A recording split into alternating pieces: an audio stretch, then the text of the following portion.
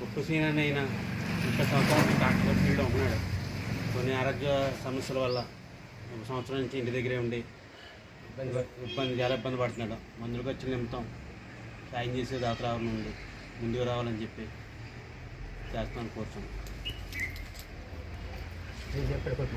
నేను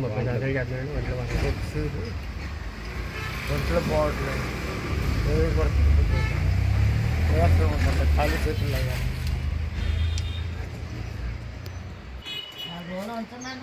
కుప్పు శ్రీను గారు అని ఆయన దగ్గర 30 సంవత్సరాలు బట్టి టాటర్ మెకానిక్ అని చేస్తున్నారండి. ఆయన కొంచెం సంవత్సరం బట్టి ఒంట్లో బాగోట్లేదు, ఇంటి దగ్గర ఉంటున్నారు, లేగలేని పరిస్థితికి వచ్చారు.